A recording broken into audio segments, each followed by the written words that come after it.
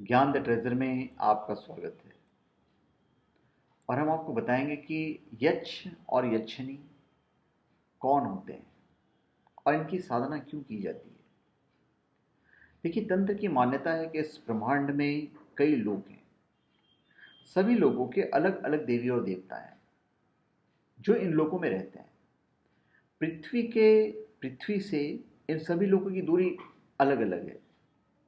मान्यता है कि नज़दीकी लोक में रहने वाले देवी देवता जल्दी प्रसन्न होते हैं, क्योंकि लगातार ठीक दिशा और समय पर किसी मंत्र विशेष की साधना करने से हमारी जो तरंगे हैं, मंत्रों की तरंगे हैं, उन तक जल्दी पहुंचती है।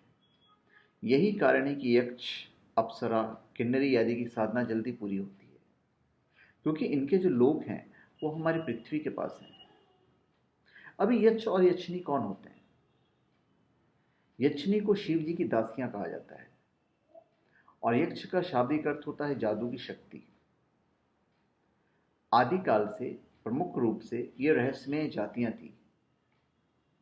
देव, दैत्य, दानव, राक्षस, यक्ष, गंधर्व, अप्सराएं, पिशाच, किन्नर, वानर, रीछ, भल, किरात, नाग इत्यादि। ये सभी मानवों से कुछ अलग थे। इन सभी के पास रहस्यमय ताकत होती थी और ये सभी मानवों को किसी न किसी रूप में मदद करते थे। देवताओं के बाद दैवीय शक्तियों के मामले में यक्ष का ही नंबर आता है। कहते हैं कि यक्षिणियां सकारात्मक शक्तियां हैं तो पिशाचिनियां नकारात्मक। बहुत से लोग यक्षिणियों को भी किसी भूत प्रेत की तरह मानते हैं, लेकिन यह सच नहीं है। रावण का सौतेला भाई कुबेर एक यक्ष था, जबकि रावण एक राक्षस।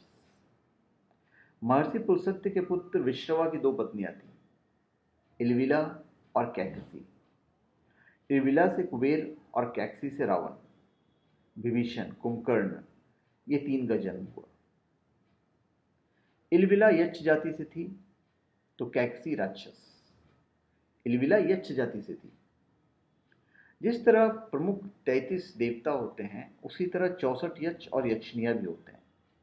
इनमें से जो 8 यक्षिणियां हैं वो प्रमुख हैं, जैसे सुर सुंदरी यक्षिणी, मनोहारिणी यक्षिणी, अनुरागिनी यक्षिणी, नट्टी यक्षिणी, पद्मिनी यक्षिणी, रतिप्रिया यक्षिणी, कामेश्वरी यक्षिणी, कनकावती यक्षिणी, मनोहारिणी मैंने आपको बताया हुआ है। तो ये 8 यक्षिणियां हैं।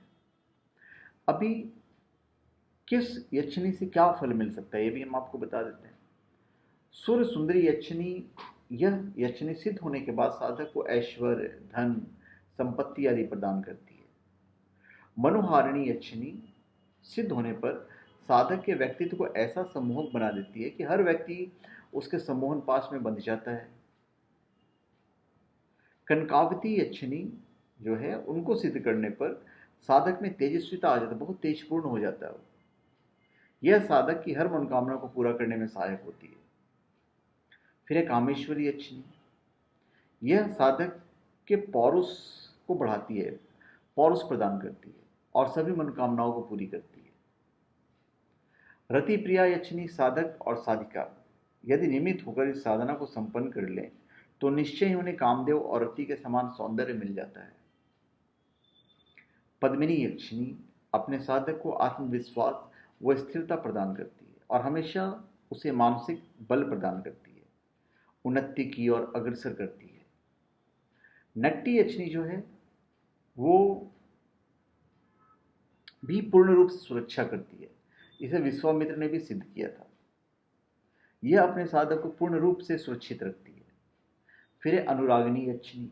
यह साधक पर प्रसन्न होने पर उसे नित्य धन, मान, यश आदि प्रदान करती है और साधक की इच्छा होने पर सहायता करती है। तो धन्यवाद। आप हमारे चैनल पर सब्सक्राइब करें और अपने कमेंट दीजिए। धन्यवाद।